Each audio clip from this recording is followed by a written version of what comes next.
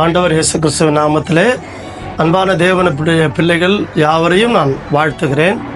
இந்த நாளிலே ரோமர் 5:7 மற்றும் யோவான் 3:16 வசனத்தை முன்வைத்து ஒரு சுருக்கமான ஒரு கதையை நான் உங்களுக்கு சொல்லி கடந்து போக விரும்புகிறேன். அன்பான தேவனுடைய பிள்ளைகளை, ஒரு சக்கரவர்த்தி, மகா சக்கரவர்த்தி தன் நாட்டை ஆண்டு கொண்டிருக்கிறார். நாட்டு மக்களுக்காகவே அவர்கள் சுபிட்சமாக இருக்க வேண்டும், அவர்கள் எல்லா நலத்தோடும் சுகத்தோடு வாழ வேண்டும் என்ற ஒரே நோக்கத்தோடு கூட ஒரு நல்ல ஆட்சி செய்து கொண்டு வருகிறார். ஜனங்கள் சந்தோஷமாக இருக்கிறார்களா என்று பார்த்து கொண்டிருக்கிற வேளையிலே அவரவர் தங்கள் மனம் போன போக்கிலே எல்லா விதமான பாவ பழக்கங்களுக்கும் உட்பட்டு எல்லா விதமான காரியங்களை செய்து கொண்டிருக்கிறார்கள். சில நாட்கள் கடந்து போகிறது. அந்த நாட்டிலே பெரிய விதமான வாதை, கொள்ளை நோய் போன்ற பல துர்சம்பவங்கள், கெட்ட காரியங்கள் நடந்து கொண்டிருக்கிறது. இதுக்கு என்னதான் வழி, என்னதான் பரிகாரம் என்று சொல்லி அந்த ராஜா இப்படியாக ஆலோசனை செய்து கொண்டிருக்கிறார். அவர் பல விதமான சாஸ்திரிகளையும் அழைத்து இதுக்கு என்னதான் செய்யலாம் என்று சொல்லி கேட்கும் பொழுதும், இது தேவனுடைய கோபத்தால் வந்திருக்கிற காரியம், ஜனங்கள் அதை உணராமல் அவரவர்கள் தங்கள் இஷ்டத்துக்கு நடந்து கொண்டிருக்கிறார்கள் என்று சொல்லுகிறார். உடனே தெய்வ பயத்தோடு நடந்து கொள்ளுங்கள் என்று அந்த சக்கரவர்த்தியும் கூட அந்த நாட்டு மக்களுக்கு அழைப்பு விடுவித்து எச்சரிப்பை சொன்னார். ஆனால் ஒருவரும் அதை கேட்கிற பாடு இல்லை.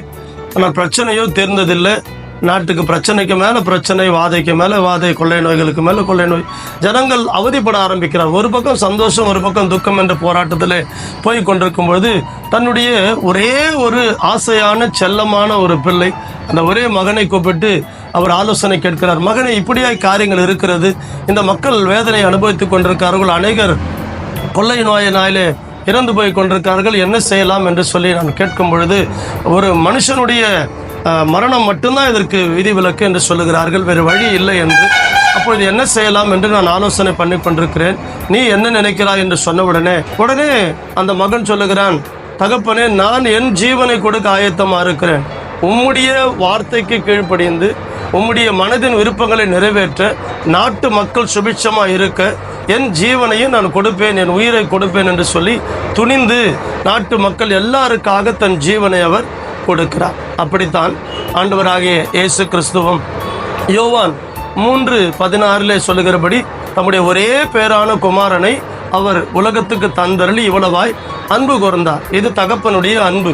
இரண்டாவது பார்க்கிறோம் ரோமர் 5:7, நல்லவனுக்காக ஒருவேளை ஒருவன் மரிக்கலாம், மற்றபடி இந்த தீயவனுக்காக யார் மரிக்க துணிவான்?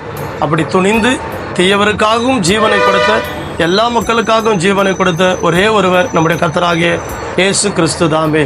அவர் உங்களை ஆசீர்வதிப்பார். நாம் பிறகு மற்றொரு காரியத்தில் உங்களை சந்திக்கிறேன். நன்றி, வணக்கம்.